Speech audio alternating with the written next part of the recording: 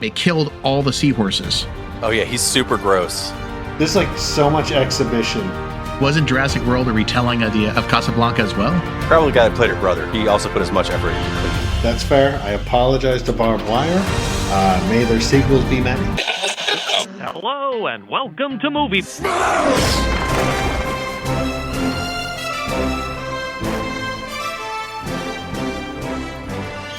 Hello and welcome to Movie Smash, a show where we dive headfirst into comic book movies outside the MCU. If you're new to the show, thanks for joining us. If you've been here before, you know the drill. Each episode, we're going to smash through a movie whose source materials from a graphic novel or a comic.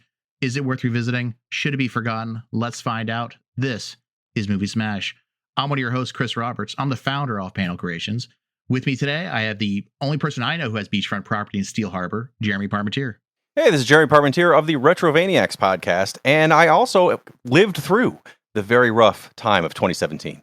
And our guest this evening is Will Spottedbear. Good to meet you. I'm a comedian, Will Spottedbear, another 2017 Steel Harbor survivor. Happy to be here. Pleasure. Hey, thanks for joining us tonight. And I see you have around your portrait the I Survived logo on your face. It's been through a lot, you know what I mean? Well, hopefully we don't have too much PTSD going over this movie. Our movie tonight is 1996 Barb Wire, starring Pamela Anderson and directed by David Hogan. Did you wash your hands? No, I was bad. I'm so glad to hear that. Now close your eyes and turn around. So, guys, well, actually, Will, you're the one that picked this movie. Why would you go back, bring us back to Barb Wire? I remembered it when I was 13, and I watched it, and I was like, and I recently, because like with our own, with like just going back through like movies with my wife of when I was younger, I ended up watching movies I remembered as a kid, like Elvira and Tank Girl and a couple other movies. Trying to think of another one, like Meteor Man, where I'm like, oh, these are much better than I thought they were. The Phantom, or like The Shadow, like with Alec Baldwin, right? And I'm like, oh yeah, these 90s movies are good. And it's like, oh yeah, Barbed Wire technically fits under that. I wonder if there was something more to it that like maybe the last generation missed, and I wanted to find out for sure. Yeah, we're gonna see how this thing aged. Yeah, we'll see. Maybe it's a lost classic. You know, yeah, like Barbarella. This movie is obviously based off the comic of the same name, Barb Wire. Are you guys familiar with that comic at all? No.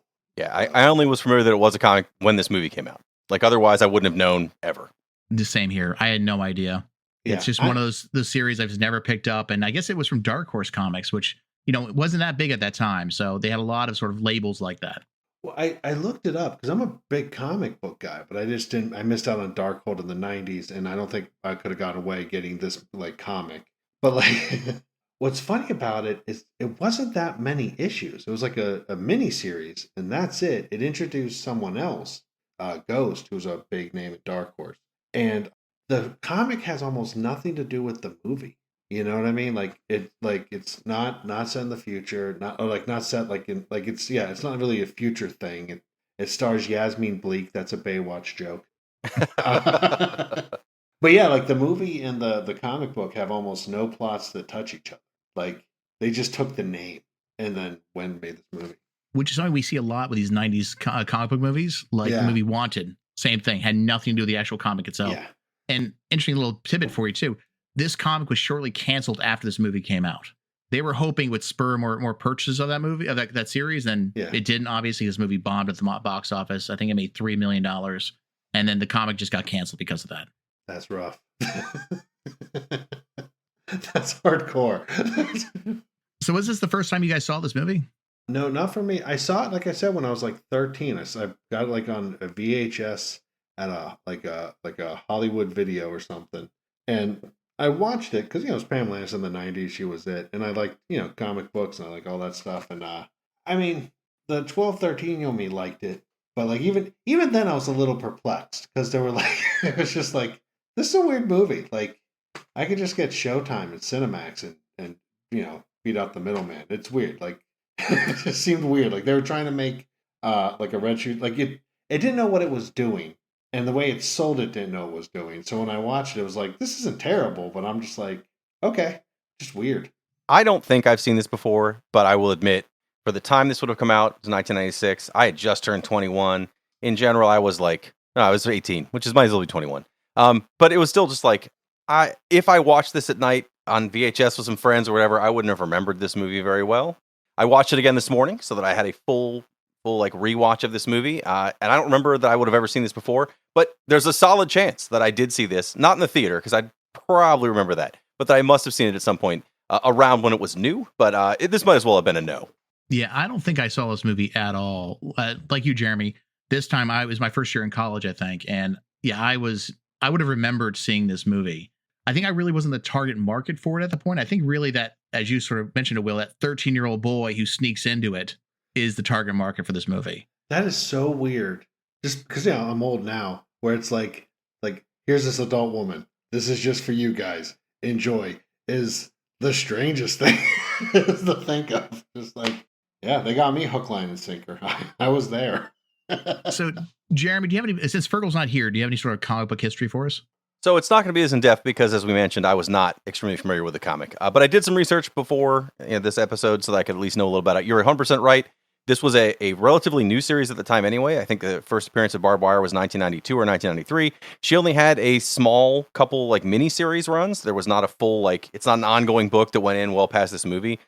They've had some kind of attempts to restart Barb Wire that have not happened since. So it's not an ongoing character that ties in other things. It is a Dark Horse comic. My only thought of why this may have been put out is one, I'm sure Pamela Anderson was looking for something that would make sense for her to star in, but also, the year before this, Judge Dredd came out. So you had that kind of pull to find these lesser known characters that kind of have this semi-futuristic, edgy sort of feel to it. So I can see how they would have, just scrambled through comics that you can get the rights to because Marvel's too big at this point. DC's not going to sell them for you. What can I get for $5? I know I can get Barbed Wire and I can make a movie. It really was the edgy 90s period for these movies. Really is. I really love the 90s renaissance of because Batman Tim Burton came out, and then because of that, every noir character got their own movie with these Bruce Wayne tryouts, right? Like The Shadow, where if you watch it as a comedy, it is amazing. I don't know if they meant it like that, but it is dope. The Phantom. Yeah, I was gonna say the Phantom's the one I thought of when you said that. Yeah, Billy Zane, Judge Dredd was another one. There's a couple. Dick Tracy. Warren Beatty did Dick Tracy, who was a pretty famous pulp noir comic. His big trick was he had an eye watch. That was his thing in the 30s. Tons of Austin. There was a lot of Oscar winners in that movie. And then I think this is at the part where it started crest down because they made Judge Dredd, which wasn't Judge Dredd.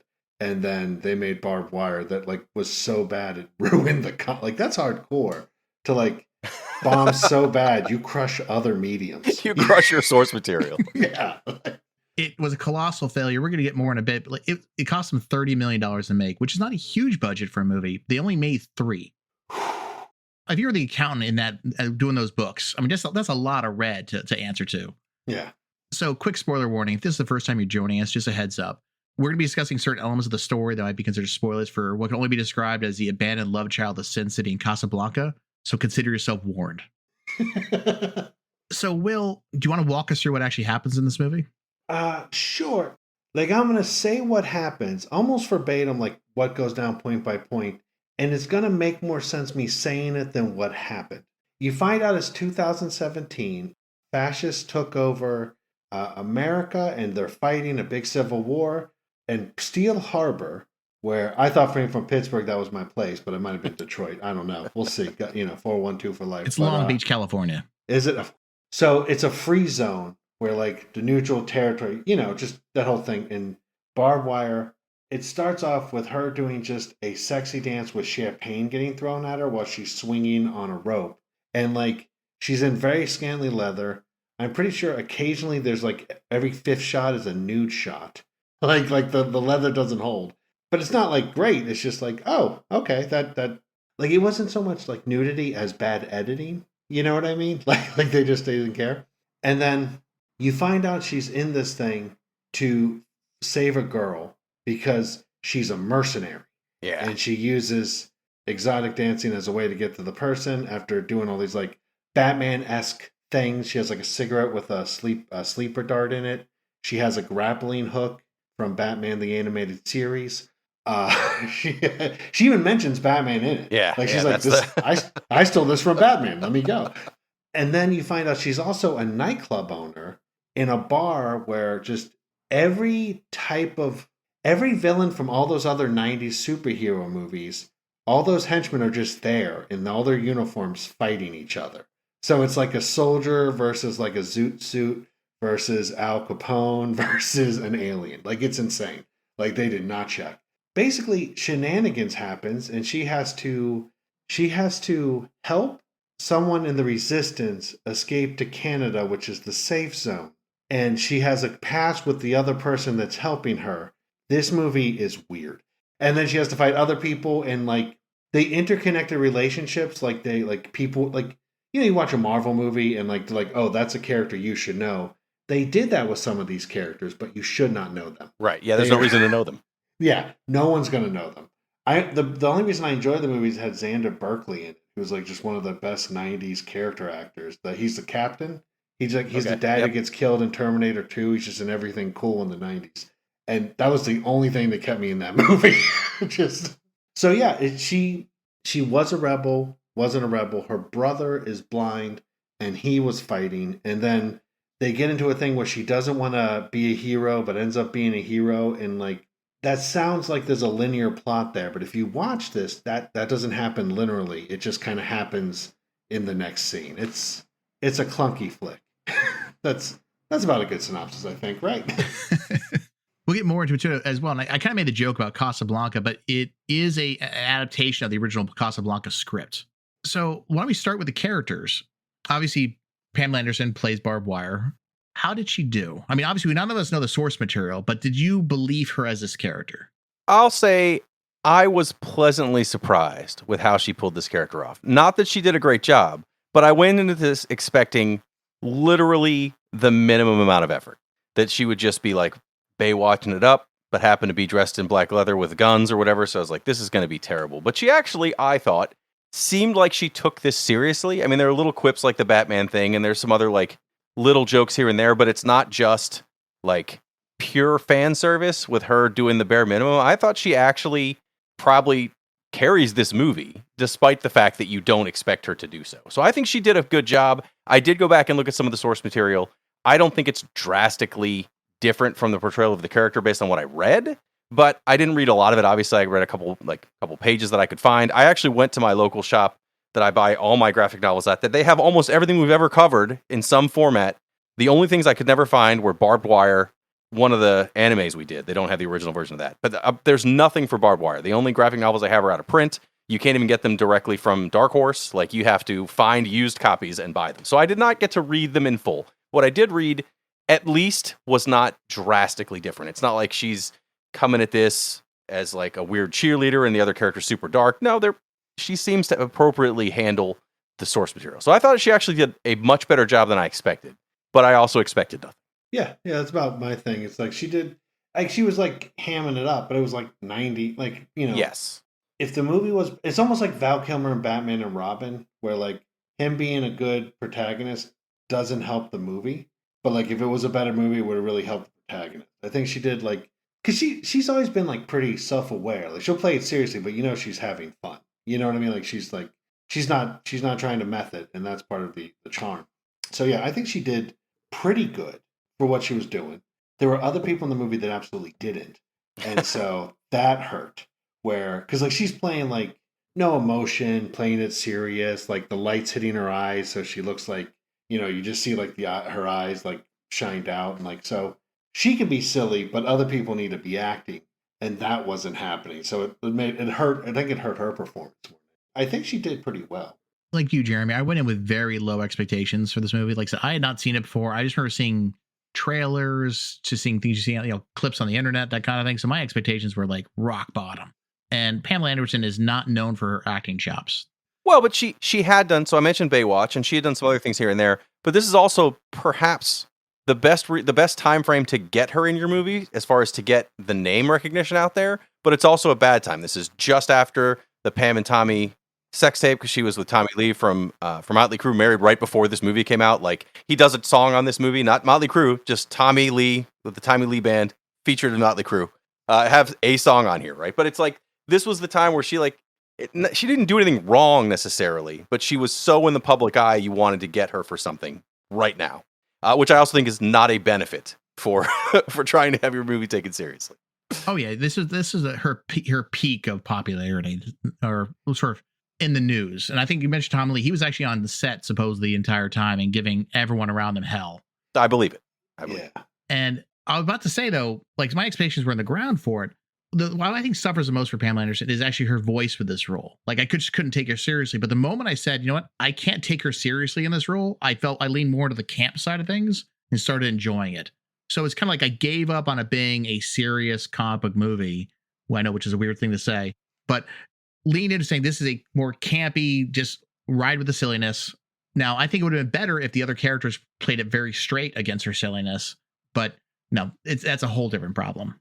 Yeah, and to Pamela's credit, she had a cartoon called Stripperella, which I found more because of this. And that one was pretty funny. Like, because she was like, she'd do the same kind of jokes, like, because like the joke she does is she's holding the kid in the beginning of the movie, and she's like, have you ever seen Batman? And she does a grappling hook, right? Which kind of lets you know how the movie's going to be. But she's letting you know, yeah, this is from Batman. Okay, we know what we're doing, da-da-da-da. And like in Stripperella, it was just a cartoon. And it was like a pretty well-made cartoon. And then it would be her voice, same basic voice, like same Barb Wire voice. But it was funny, it was campy, and the cartoons also tried, which means a lot. So she's done good stuff before. So it's not like she's like bombed this every time. It's just like this movie just didn't hold a lot of plot together. Yeah, I think they it's obviously brought her in for her sexuality.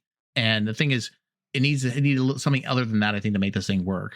So what other characters stood out to you guys? My favorite, the one is her brother, who is, I looked up his name, but he was real big around this time. Ron Balicky? He was like the redheaded dude. He was in like a show called Dead at 21 on MTV. He was like the antagonist in the Brady Bunch movie. Like you'd recognize him. He was just having a good run in like 92, 96. And he plays her blind brother. And he did not care in this film. Like there's a couple scenes where he was in it where I was just like, oh, he hasn't changed the octave in his tone at all. And like, I don't know if that was a plan he planned to play, but like, I was just like, oh dude, this dude is like, I can see him writing the check in his head. You know what I mean? Like just like, and it might've been a way he was playing it. I don't, I'm not trying to mess with another artist, but I was just like, at the end of it, his spoiler for him is he gets killed. Cause again, he's blind. He ends up helping the resistance, and there's a resistance you see for 3 minutes, and then in the 4th minute, they're all dead. They're just scattered across these like big warehouses, like hysterically. Like one is like draped over something, another one's like swinging off a thing. Like it's hysterical. Yeah, it looks like the Hulk came into the place and just threw everybody around. Yeah, like silly. And he comes in and he's like, hey, I'm the secret agent. I'm the secret person. I have the super secret thing you need help. Where is the person? And someone goes, oh, we're right here. He goes, well, who's the person I know? Oh, they're right over there. Again, he's blind. So all these like fascist stormtroopers across around him. And I'm just like, this is so messed up to do to this guy. I'm just like, they're like, we're right here. And then like getting him in trouble to get smoked. And then he gets killed in like the least like he gets electrocuted to death. And he tries to say something snarky, but he doesn't really care. So it's just like, oh, this is a waste of 3 minutes and we got to go. That's what stood out to me, just how much he didn't give a shit. He had the worst pickup line in the beginning of the movie. I can't remember what it was, but I just remember like just cringing hearing him saying this thing. Oh God. Yeah. And then you got to wonder, like, I wonder if that would actually work. Probably not. But she walks up to him and she's like, oh, Chanel number 5. And then he made some joke about breeding. I forgot what it was. Yeah. Something about good breed or something. Yeah. Something about like something with breed or like mare or something. Something just like, ugh. Yeah. But the messed up thing is she just walks away from him and he keeps saying the pickup line because he can't see her. Like he has no Daredevil ability with his like it's good point. He is not the Daredevil. Yeah. They low-key make fun of him a lot. Like just like he'll be talking to someone and they'll just walk away in the scene. And it's like, oh, that's messed up, dude. Like you feel like tap him on the shoulder. He's supposed to be a character who's pretty much washed up. I mean, Barb even makes a joke about how just make sure he doesn't go under the table, drink himself under the table. So we're supposed to feel that this character is a washed up has-been, that because of his injuries, he's just a nobody now. And here he is. He's actually the secret agent behind that, sort of giving information to the resistance. Yeah. But I think that turn never happens in our mind. We still think he's pathetic. Yeah. Until he dies. Then she even has like a voiceover where she's like, I didn't know how close he was to the resistance, but it turns out like he was a lot more involved or whatever, right? So like they have to tell you. That's how little he displays that ability to show you how he really cares. Instead, it's like, oh no, by the way, he's really been working with him this whole time. Yeah, like there's 6 scenes with him, and none of them really match up. Like you see where they're kind of going, but like, and I'm not like a big movie guy where it's like, if like the scene is kind of off, I get messed up. But I'm like, oh, you can see what they're trying to do, but they just missed something to make you care. You know what I mean? Like, it's like, oh, he's working for them. Cool. Well, it's also in the original comics, I did look up a little bit. He's like her main mechanic, and like he fixes her weapons. He does all these other things. He's an ongoing character in the 9 or 10 issues of this that exist. Yeah. But like he's an ongoing character, and he like is almost like her. Like, why are you bringing back this broken stuff again? Like every time I fix this, you bring it back ruined. Like that's the character he plays. So here he's just. I mean, I think his whole point in this is to connect to the resistance. So you have that forced tie to the resistance, other than previous relationships and whatever else they throw onto this thing. But like he's really the driving force of resistance. And also I think he's supposed to be the moment where she decides she's going to help the resistance is when he dies. I think that's what the role he's supposed to have is, because otherwise I couldn't tell, and we're going to get into it, I'm sure, I couldn't tell if the whole time she was planning on helping the resistance and was trying to do like a triple agent deal, or if it was literally just like, no, I'm going to get as much money as I can, and then, oh, my brother's dead now? Well, now I'm going to get even, and here's how I'm going to get even. Like, I didn't know which of the two it was, and I don't think it ultimately matters, but I think that's what they were trying to get that character to matter for. Well, I think there's a scene later in the movie where he says, well, I forget who it is. I think it's Boba Fett says this to her. I thought you weren't part of the resistance, you weren't picking sides.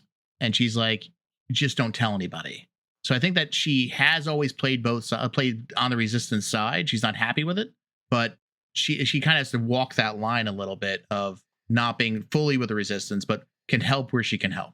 Right. And she was a resistance fighter. You find out in that flashback where she's in an army helmet and her hair looks really nice down, which, just is how soldiers look.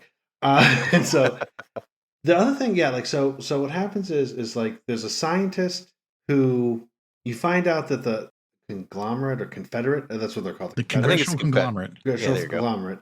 They make a Super 8. Like the other thing about this being 1996 is they have a couple references of like, there's a part where Barb Wire, to get a bounty, she pretends to be a prostitute.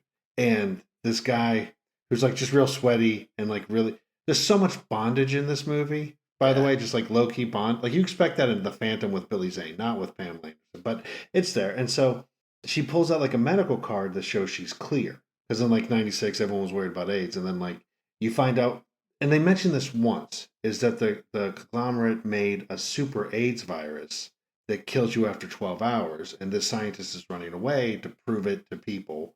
And her escort is Barb Wire's ex, who left her in that same battlefield for reasons. And like they don't really clarify why so he comes back, he sees her, they have that awkward, why didn't you talk to me? Then he runs into her again, and she's like in a bathtub, whatever.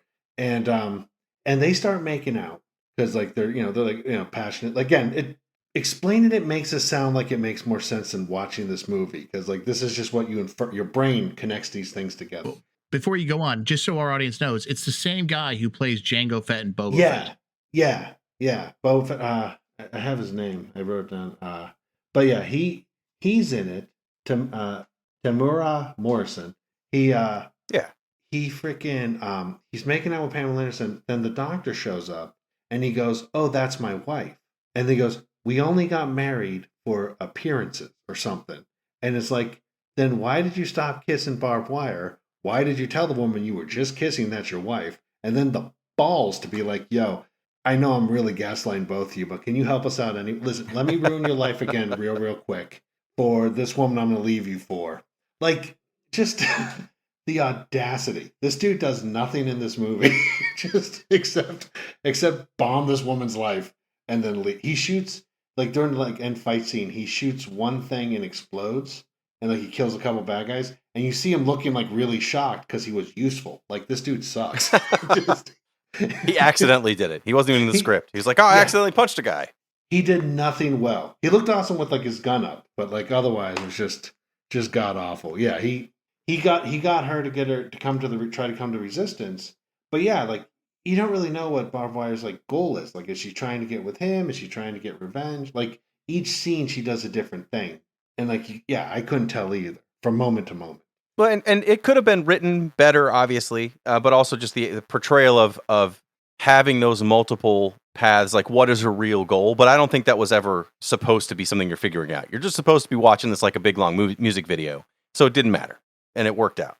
I wanted to talk about the two different law enforcement people. So I loved Willis, who's like the police chief of whatever, Steel City or whatever it's called, Steel Harbor. I liked him because he's just like a sleazeball, but at the same time, he's like, but all I really care about is being left alone, right? Like he comes in, he's going to get money from you. And then he's like, all right, well, you paid me, so I'm not going to come and search your bar for people who should go to jail. But he doesn't want the Confederacy or any of these other agencies coming in. He's the law enforcement of this free city. So he's just kind of this sleazeball, but one she knows how to deal with. So you're kind of like, I don't know. I liked him. I thought he was great. As like this kind of, Han Solo-y sort of slime, nice character. Like you're not really sure where he stands, but it doesn't really matter because as long as he got paid, he's your friend.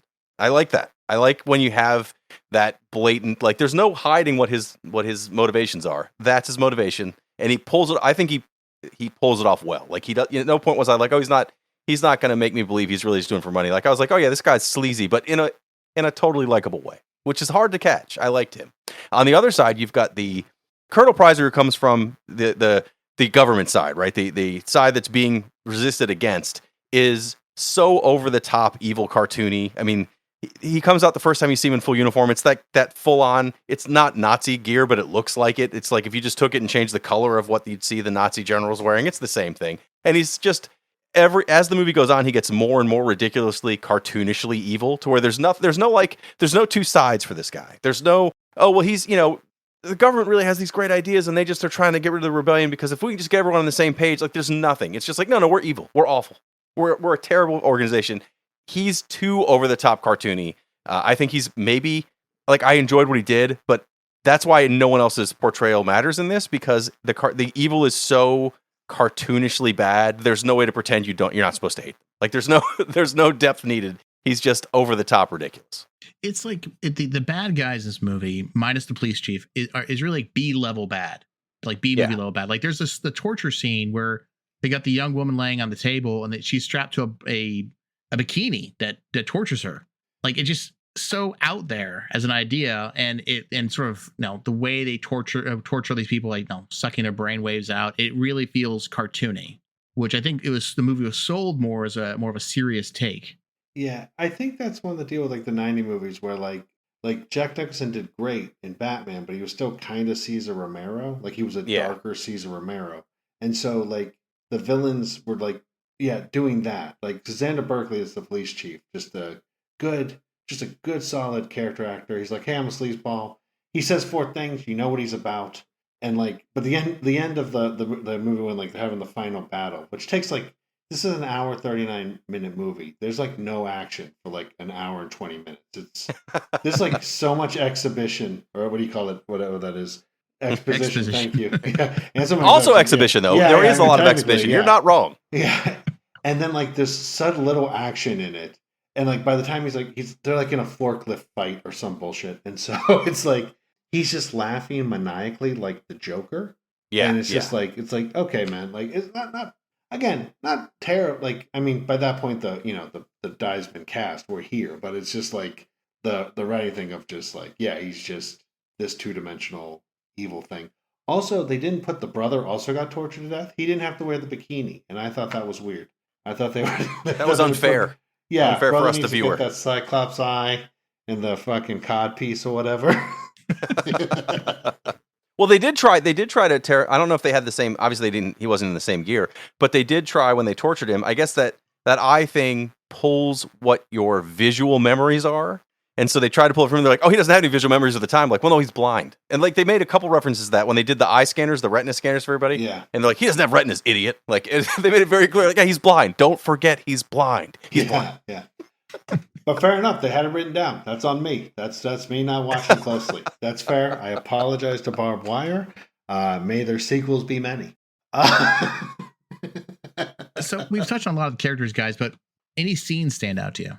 Mine was the one where she does the prostitute with the bald guy, because it's like it's objective. I thought it was funny when I was 13, and I thought it was funny now. She like gets this dude, and she's like playing like Pamela Anderson playing Batman, right? Like that's a good way to like picture her tone.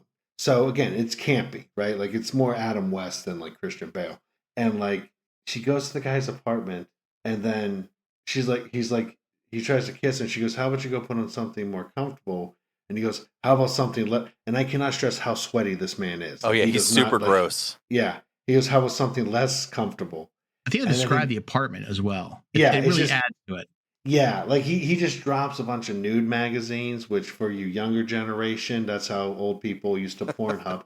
And so he goes in the bathroom, and he comes on this full leather like gimp suit. And she goes, and I remember this when I was 13. It's actually one of the reasons I remember the movie. She goes, so did you wash your hands? And he goes, no, I've been bad. Yeah. And then she goes, now you got to get punished. And he has a fraternity paddle. So, which indicates this guy went to college. Like this dude is an educated man.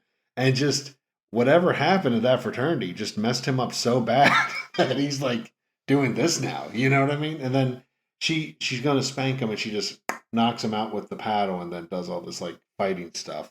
Yeah, it was just a funny, weird scene, and like a bunch of funny, weird scenes. It was just the one where I'm like, this has the best payoff. And then she gets in a fight, getting this like bounty, and like there's shooting, there's some shooting, and at one point the second dude, first guy got killed. The second dude goes, he called her babe, and she hated getting called babe. Oh yeah. So she shot him 7 times. He falls out a window and somehow gets hung by the curtain that's like the window shade, wraps around his neck, and he's just left hanging outside the window. She shot him into a noose, and then he fell through. And it's just like, I was like, that's weird. Like, not bad. Like, I'm glad that, like, I'm sure they couldn't afford throwing that dude all the way down on the ground. But like, I was just like, that's just an interesting hit, you know? I loved the bar she owns, the Hammerhead. I love those, like, you know, cyberpunky sort of bars. In any game where you're in the near wasteland future, there's always one of these slimy bars that's all neon, and the Hammerhead is that in this movie. I love that. But I thought so the first half of this movie essentially is essentially there. It's in in Steel Harbor, and it's at this bar. Things go on there, whatever. Then she goes and says, okay, well, now I need to get to this plane that's, you know, to get my ride to Canada. She's got these contacts she's gonna find a buyer for, and she goes to talk to Big Fatso. That's my favorite scene in this movie is Big Fatso in this junkyard with his gang. So up to this point, the movie's been in this futuristic city, and I honestly am surprised you said this cost $30 million. I thought this was far, far cheaper, but it at least was like a passable bad sci-fi movie. I mean, I love horror movies, but if it's a sci-fi movie and it's kind of crappy, it's right in my wheelhouse as well. So I was kind of into the setting of this. It worked for what it was. I liked the you know, sort of cyberpunky future setting. So then they go to this what looks like a modern day junkyard. Like there's nothing futuristic about it, and there's just a gang of regular gang members led by Fat Albert, who sits on this giant pile of trash, and his name is Big Fatso.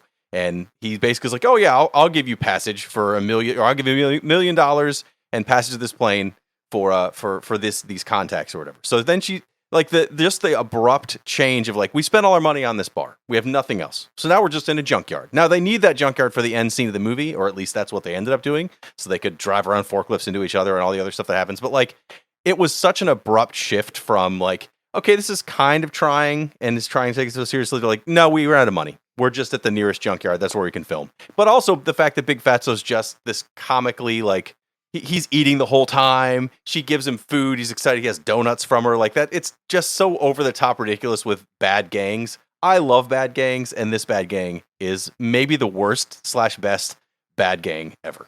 What I really think what's most disjointing about it is the lighting. It's very yellow there, but in the city and everywhere else, it's like this dark film noir look to it. Yeah. In fact, when they do the fight scene in that junkyard later on, they're in the shipyard and things are blowing up. And I think, Will, you mentioned like there's a forklift fight.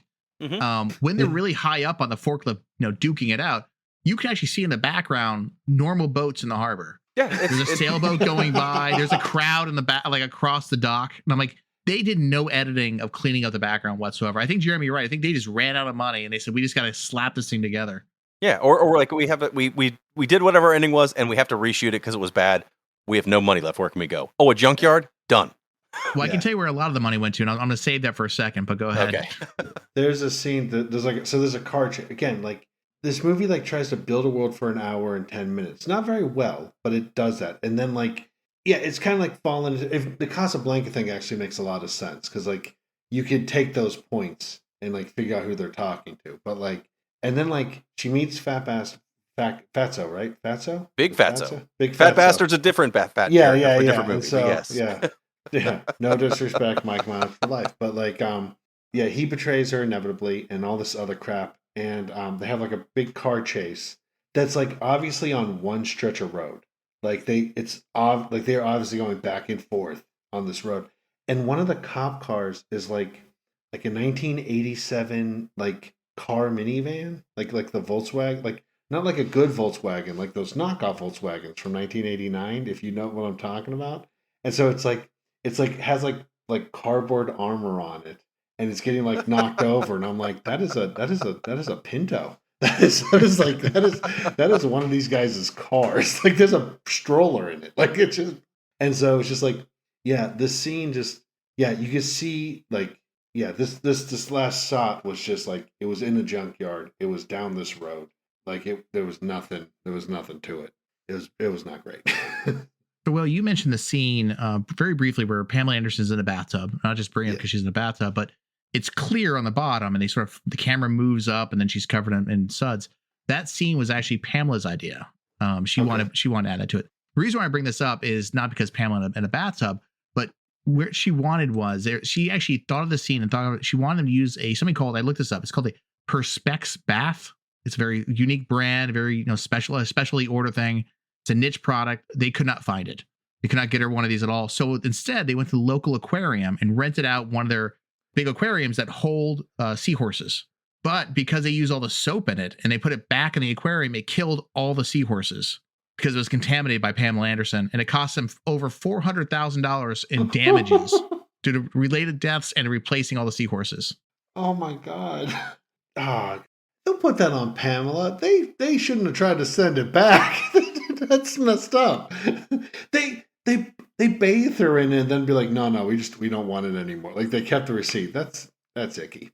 It was her idea for the scene. I'm not putting any blame on the lack of cleaning the product. That's not on her. She's not in charge of the props department. That's an entirely different person who I don't know who that is. Fair enough. But yeah. Probably the guy that played her brother. He also put as much effort into cleaning. He wore a lot of hats. He didn't wear them well. God bless him. Well, he was also blind, so maybe he was honestly blind. He just couldn't see that it wasn't clean.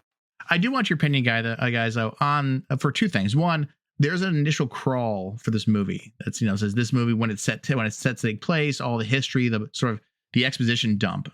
How did you guys feel about that initial crawl? Did it help at all, or did it hurt it? I mean, I think it's fine. I expect that in these kind of movies, like when we watch Time Cop, or if we watch Demolition Man or any of these movies, we're going to have that crawl. I think it's, especially if you're trying to say it's from the future, Terminator started it, you have this like, it didn't start it, but Terminator's like what you're aiming at. You want to have that crawl that says, here's a bit of exposition to tell you, like, here's the core thing you need to know. And then there you go. I'm not surprised it's there. I was actually surprised it's not longer and that they didn't just try to explain everything in the crawl and then it's just a series of shots of action. So I didn't have a problem with it. And I love, something we've talked about before, but anytime you're in the future on these movies, it's like in the far future of 2017. You're like, even in 1996, it's only 20 years down the road. Come on. I didn't hate it. It's nice to get like kind of an idea of it.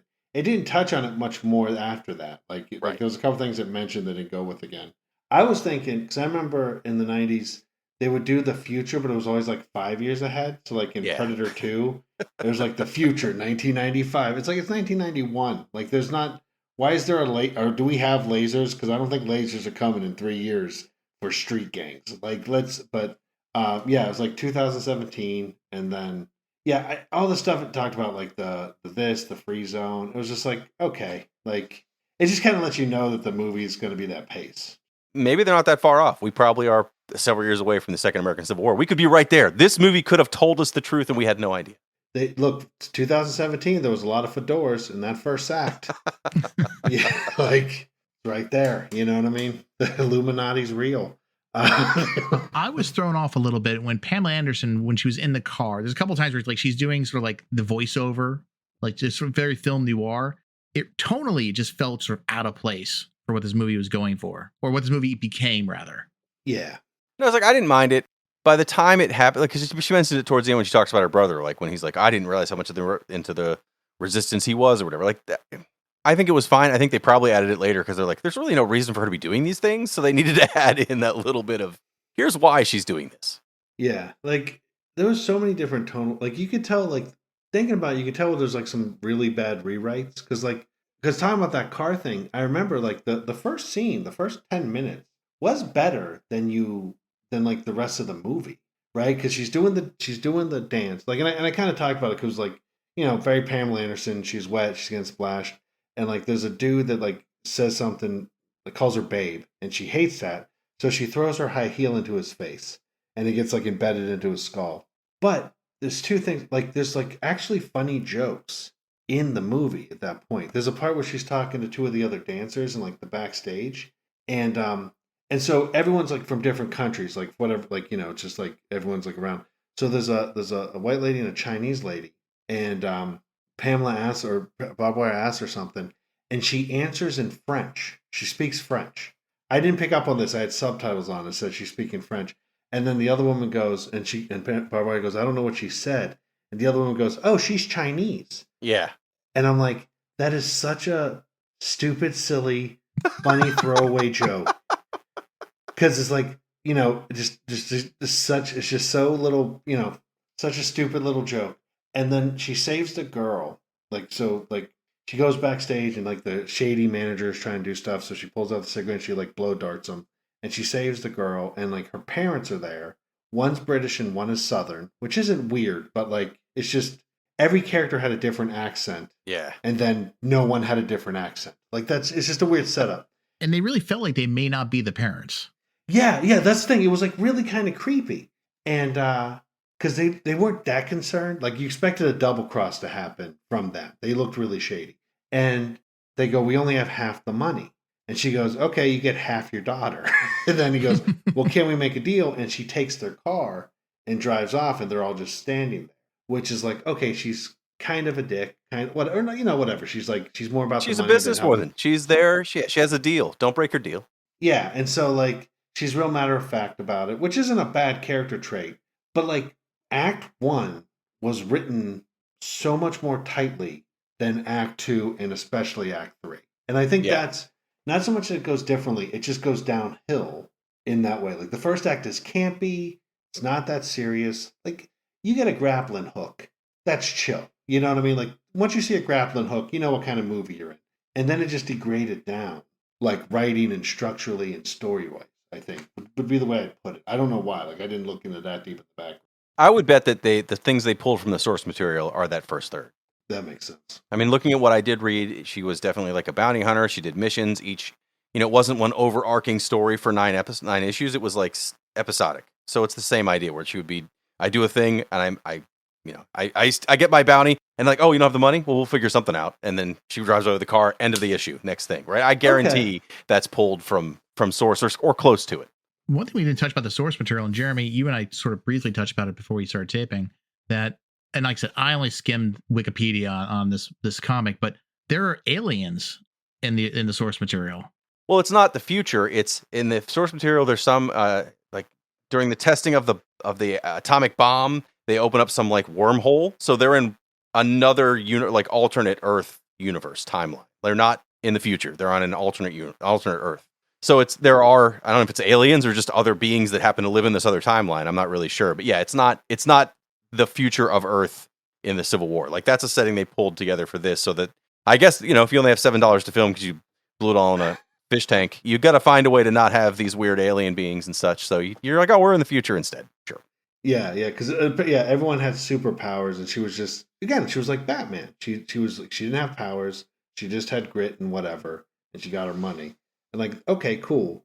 Side note, I don't get why they didn't use the dead seahorses somehow in Act 3. I feel like that could have been better.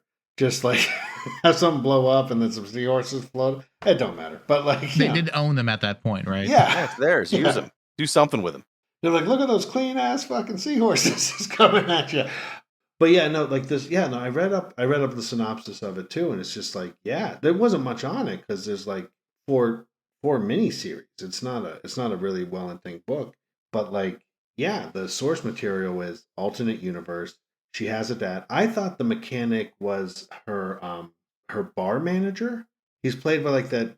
It's Udo Kier. Is the bar manager? Yeah, great actor, and he's just like so low key, intense, and like comical. Like it's again, he's a good actor, but like I don't know which way he's going with it. But like again, he's having fun. He's camping it. He's just like kind of like stressed and sexual with everybody. It's just kind of fun. But I figured he was the mechanic in. Like if they used him as a character, I figured he was the mechanic, not the brother. Yeah. But like, yeah, there's like 4 characters in the movie, and none of them are in this or 4 characters in the book. Right. Yeah. Early on, I thought he was gonna be sort of like the enforcer, the way he was talking to some of the patrons. Yeah. But no, he is really just the head waiter. Yeah, yeah. He's like a Zazzy. Yeah, he's Alfred. That's it. Like kind of like just like an Alfred character. And then when they eventually, some point, the fascists come in to break up the bar. And he's just like holding. They're playing like Lethal Weapon music. It's the only time they use Lethal Weapon guitar. Like this is the poignant moment. It's like there's back-to-back poignant moments. They destroy the bar. 4 minutes later, they kill her brother, and the bar gets better music than the brother. That's just like, and he's holding on to like a chain link fence between the like this like block and the stairs, and he's just holding on to it, gripped, like dying. Because the glasses shatter and stuff. I was like, this guy, he deserved an Oscar. That is beautiful. So this movie is just over 98 minutes long. Was it long enough for you? It could have been a really good episode of something. It could have been a dope pilot. I think would have been what it would have been. It was. There was about 5 scenes. You could have cut out Fatso and like 2 bar scenes. Would have been totally. This could have been an hour movie, and it would have been a good hour movie. I would put it on that I watched it and enjoyed it the whole way through, as far as I didn't want to turn it off. I wanted to see where it was going.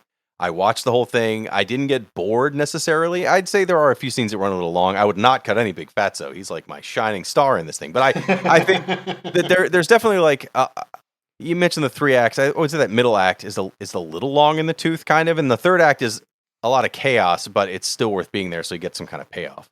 I didn't think it was too long. I think anything else added to it, even 30 seconds, is 30 seconds more than it needs. Like, I think it's a good length. And less than 90 minutes, you're hitting TV special length, right? So, and maybe it would have been better as a television special. Honestly, I think if this came out today and was on a streaming service, it would probably be far better received than it was in a movie theater.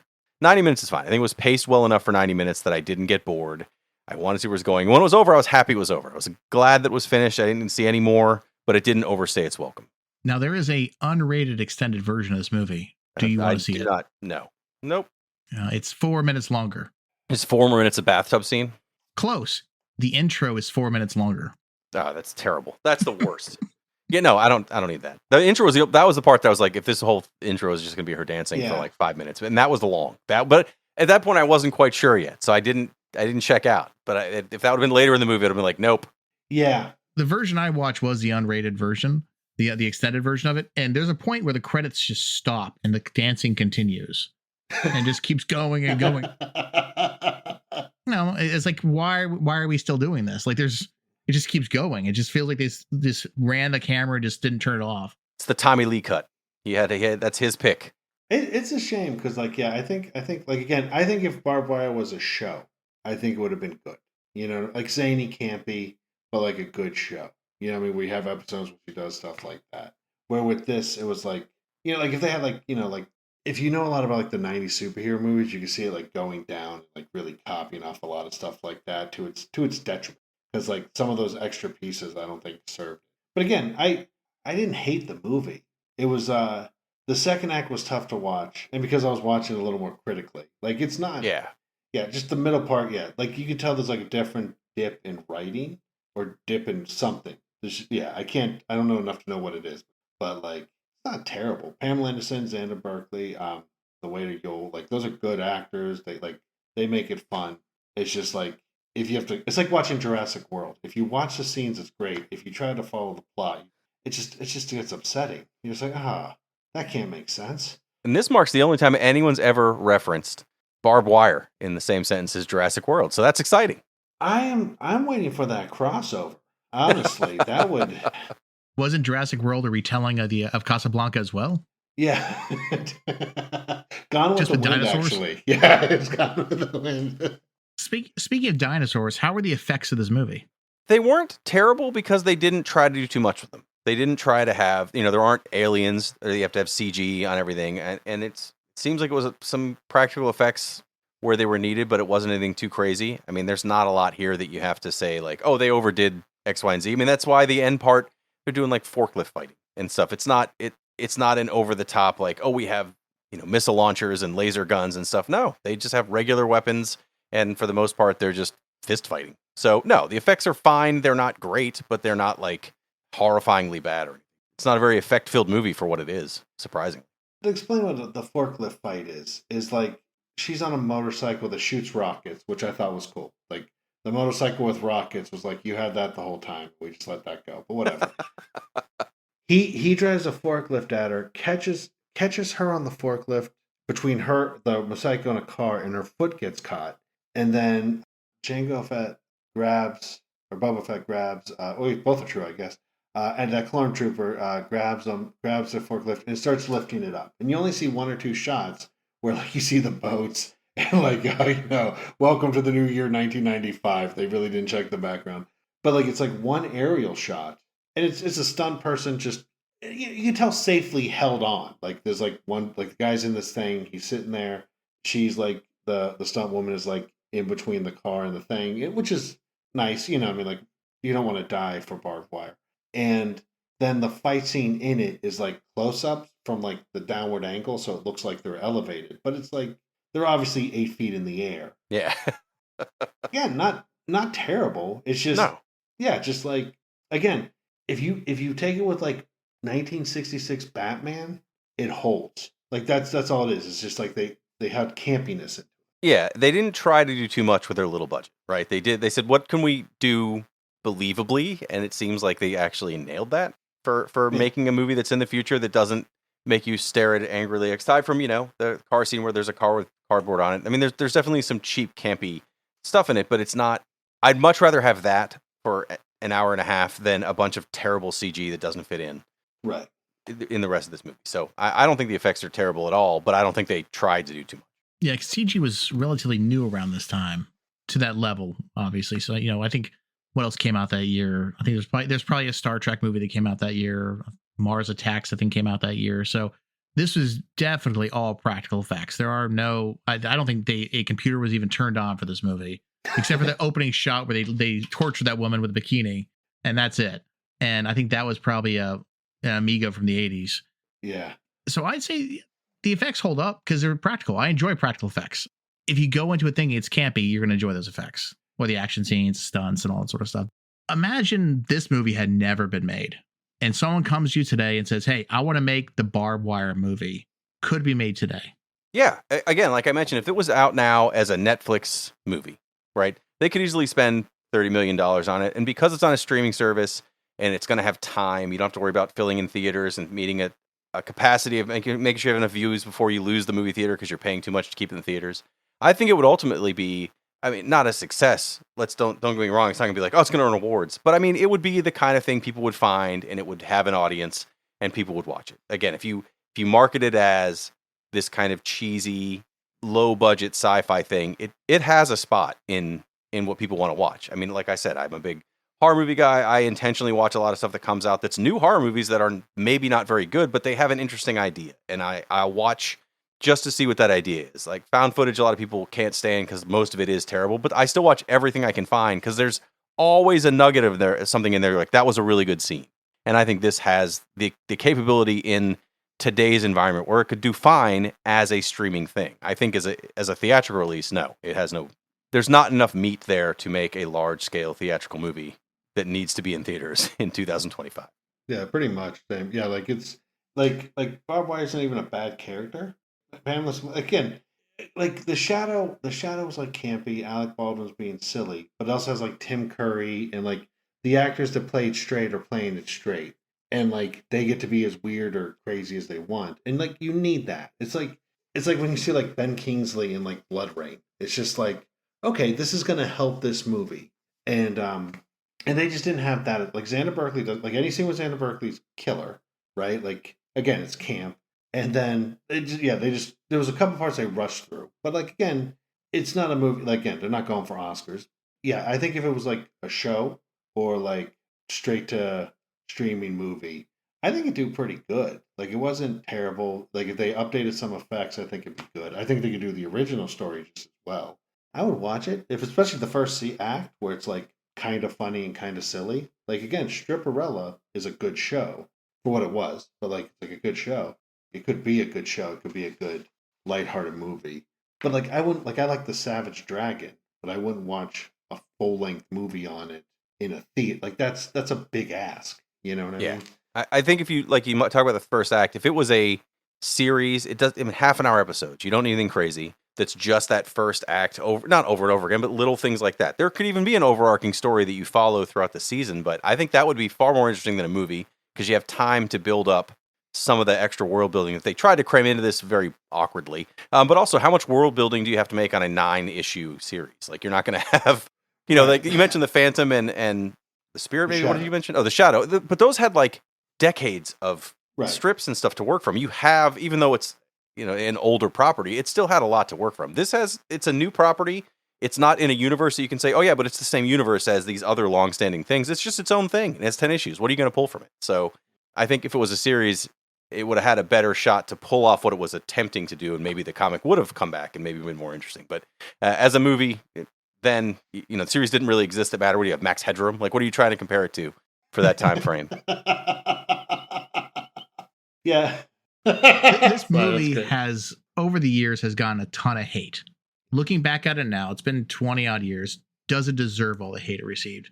Hell, it's almost been 30 years, hasn't it? Yeah. Stop it. Stop. We're aging as you talk. Don't do that. But yes, it's almost 30 years.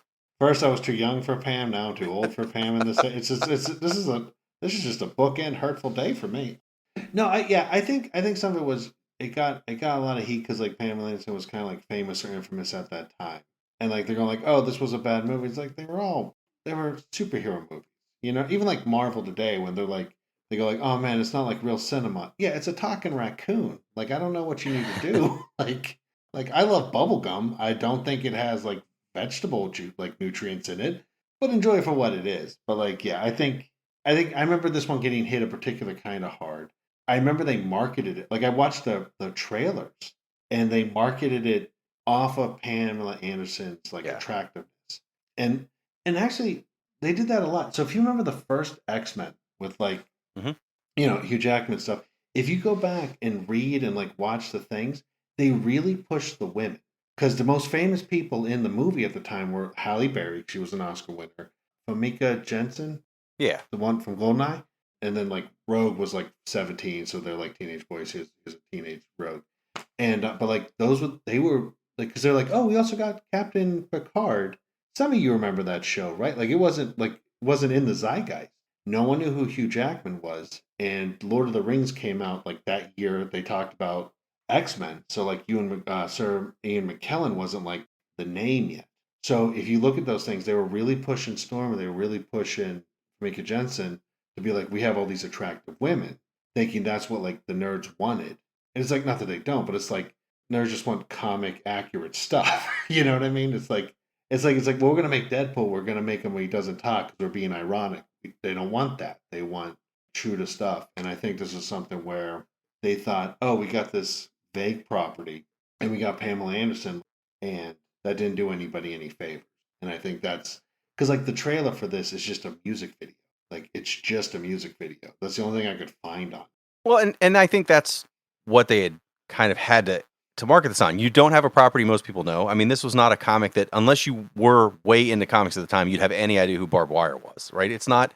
I mean, Dark Horse is not a big enough brand. You're going to find it at non-specific comic stores for the most part. It is, if you were into comics, and I worked at a comic store slightly after this, but they would have had it. But when you're buying comics off newsstand stands at convenience stores, you're not going to have Dark Horse in that pile, right? So you're, depending where you are, you're not going to have heard of this. So I was surprised they didn't do Vampirilla, because I know she's like had some like.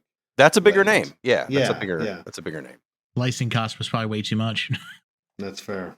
Like I said, I had not seen this movie before today, and I went with very low expectations. So knowing that, I don't think it deserves the hate it gets, because like I was expecting hot garbage, like, or maybe even like cold garbage sitting on the side of the road for a few years, because this was just, it was not that at all. It just felt like a B-level movie, sci-fi, nothing special about it, nothing terrible about it, but I don't think it really deserves the hate it gets. So guys, what did you love about this movie, and what could they have done better to make it a better film? I think we kind of touched on what would have made it better. Is the first third of the movie is definitely a tighter movie, right? It's got these little vignettes where she does things, and I think that would have been more interesting to have 2 or 3 of those, and then have this fourth arc be something that, maybe the last half an hour be this other more serious, like trying to help somebody escape. You could still do that and have the same effect on it, and probably more interesting. Now, is that a cohesive movie for most people? I don't know, but I would have liked that more. I think that would have been a more interesting movie. There are definitely movies that take that path where you have 3 or 4 short stories that are tied together. I mean, I know it's not the same movie, but like Pulp Fiction does that, right? There's all these little segments, and there's an overarching storyline that follows something, but it's still these little segments that make it interesting. That would have made this better. What I did like, though, is that it does take itself more seriously than I expected without trying to take it too seriously. No one there is taking it like, oh, this is this is going to be it. This is the best thing that's ever been made. Everyone kind of knows they're making trash, but they treat it appropriately, except for, again, a handful of people.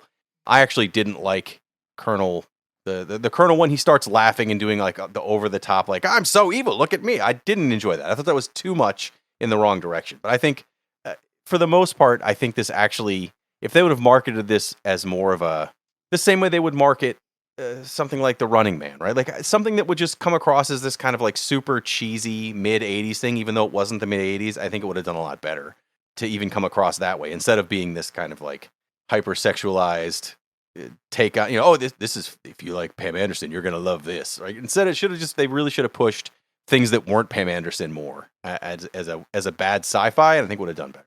If the campy stayed consistent, I would have been like a little more into it. Just like, but the second, third act start going out. But like, I don't think she did I think she did a good job. I think for like the people in it, it was pretty good. I think it would have been a better show.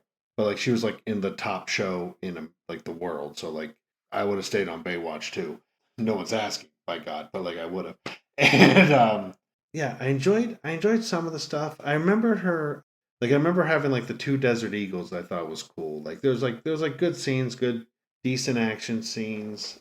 Yeah, I enjoyed that. I think if the second to third act they kind of rushed in a weird way, and like they introduced some characters and then killed them off, like the Resistance, where they just like showed up and then they all just there was like 3 scenes of their bodies just scattered everywhere, and it's like, and like nobody really just like, oh, they're all dead anyway, and they just kept talking, and like it was just like that. Like if they took out the Resistance as like 10 minutes of trying to build who they were and put something else in there, I think it would have been just more streamlined. Yeah, this is the kind of movie. It's like, hey, I like you want to see like a rough, a Zack Snyder Batman that's a beautiful woman, right? Like you want to see Pam Anderson be this would be this, that, like that would be a way to sell it. Yeah, she has gadgets, she has all these things, she's doing all this stuff. That ain't bad. That's like, I feel like that'd be a good sell. And like, some of the times they were doing it, sometimes they weren't. That's the only thing that bothered me. But like otherwise, I thought it wasn't a terrible character. I thought it was a cool character. Like didn't hate anybody in it. It just like kind of degraded down where it's just like you could tell they were like pushing through. Like there's just like 20 minutes where you're just like, oh, this is a weird 20 minutes. This is like nothing but studio. So for me, like I don't know the source material also. I don't know if there's any changes that way would make sense, but I like the first. I think we're all saying the same thing. I like that first act, right? I liked how they structured it. I mean, the torture scene at the beginning was a little odd. Like it seemed a little off, like sort of removed from it. Maybe because of how it looked. It looked cheesy, like it looked like a bad sci-fi movie. But I really thought 15 minutes in this movie, I was going to get like a sort of proto Sin City. Like I was like, it's that kind of film noir, but a little campy. There's some sex in there. It was looking pretty good in that direction. And then because of the tonal shift it makes about 30 minutes into the movie, 40 minutes of the movie, it's a little jarring. And it just, at that point, it really does feel like what Jeremy, you were saying earlier, that they just ran out of money. And they're like, we just need to get this thing done, wrap it up and go home and kill a bunch of seahorse. That's what it felt like at that point. So another question for you guys is, we sort of touched on it, but should maybe they reboot this as a TV show? I'm going to go with no, only because, again, it's fine as a one viewing experience. It's also a series that didn't continue. There's no more to work from. It clearly, Dark Horse doesn't think it's worth bringing back, or has done whatever marketing they need to do to realize there's not an audience for it. I don't think they need to redo this. I mean, there's plenty of other, superhero movies are everywhere now. There's a million sci-fi movies that do this same kind of thing better. So no, you don't need to redo this, but I also don't think that it deserves, like you mentioned, the hate that it gets. I don't think it deserves that either. I think it's fine as what it is. I wouldn't want it redone. Like, I mean, technically for the comic book movie, it wasn't even made as a comic book. It's almost like Halloween 3. It doesn't have Michael Myers. It's not really in that world. I think they could do better now, because you could do campy with like sexy more. I think that would work out a little better. Because like when they first doing it's like they had like light bondage and light like sexual overtones, but it was still like kind of silly. I think if they timed that right, it might be kind of fun. Yeah, you don't need it. I don't think the property holds enough nostalgia to need to like. No one has it. But again, if you wanted to watch a silly movie, it's a good silly movie. Yeah, I think if it took another swing at the bat, it wouldn't do well, just because of how much negative hate it gets at this point. And I think Jeremy touched on too. There's just not a lot to the IP, to the lore, the world it created. I guess the next question, really, guys, is this thing does exist. It's almost 30 years old. Should people go out and find this movie? See, I would say yes. If you like, not as a comic book movie at all, it's got nothing really to do with the source material. But if you like this mid 80s to mid 90s, if you like Judge Dredd, if you like Demolition Man, if you like these kind of movies, I think this is actually better than advertised, and I think it fits in that same category. Like that, if you have all those on a bunch of VHS tapes on your shelf, this could go right with it. It'll be just fine. I would be okay with that. If you're not into those, then you could skip this and you wouldn't miss out. If you like Judge Dredd with Sylvester Stallone, this is a great movie. Like that's what it is. It's not. I don't even know what the genre would be, but like those movies where it's just like it's not going to change anyone's cinema life, but neither did frickin' The Phantom. But if you watch it, it's fun, right? This movie is not so much a comic book movie, but just like kind of an interesting movie that you can see where they were trying to go. And like, yeah, if you like your imagination takes movies, then it's a good movie because you have fun with it, right? Because the vagueness makes it more interesting. So yeah, I think it's worth a watch. Not worth like money, but like worth like like don't go like real far anyway. But if you see it on Tubi, you know what I mean, give it a go. Yeah, I was about to say the same thing. It's a Tubi movie. Yeah. Should people go and watch it? I think a good way of putting it is if you see it available somewhere, check it out. There's nothing special about it, but it's not bad either. I think it is a interesting watch. It was a fun watch. This is not something you're going to watch with the family, obviously, but you could have some friends over and put it on the background. This is not something. This is also like not like a Plan 9 from outer space kind of thing where it's so bad that it deserves to fall to the waste bin of history. It's not, but at the same time, it isn't terrible.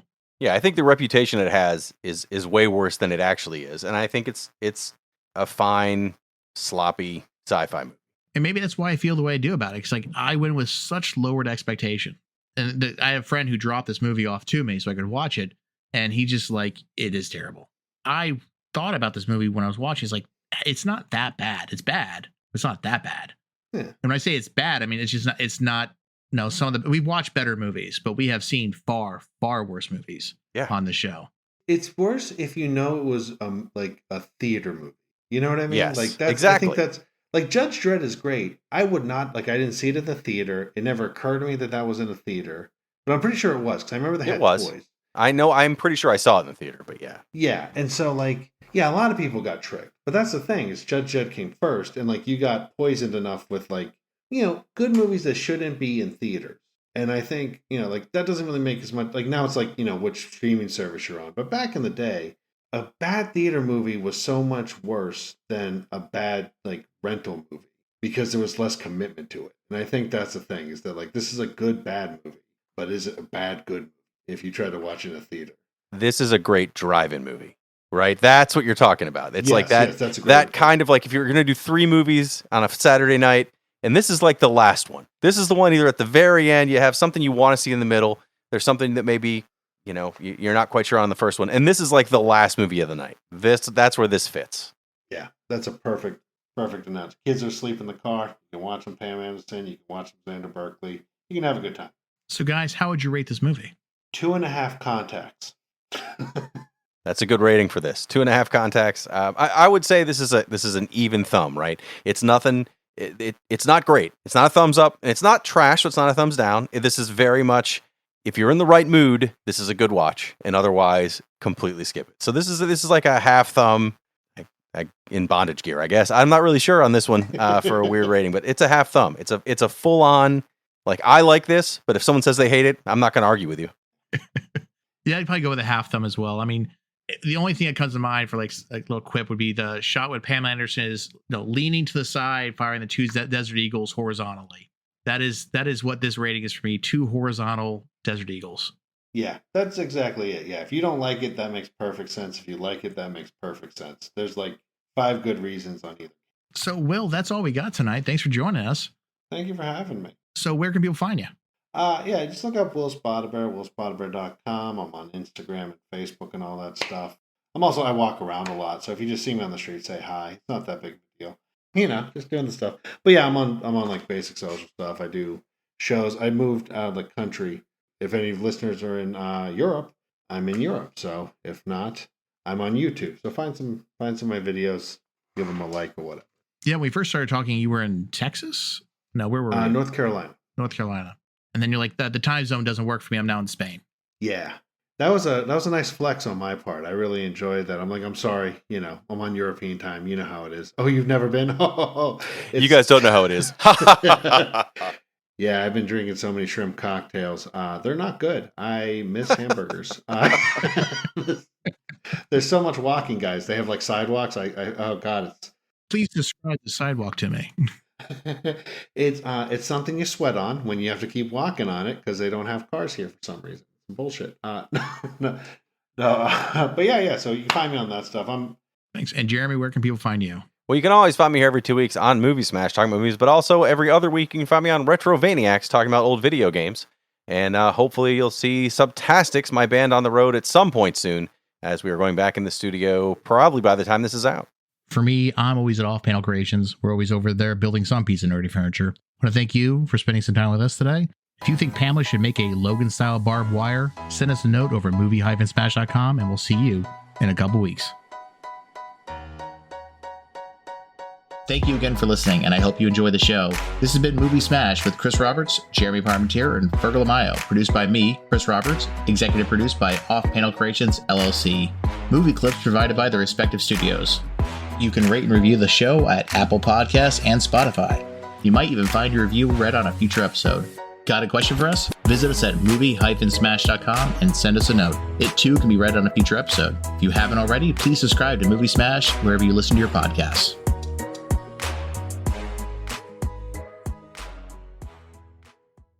Oh yeah, he's super gross.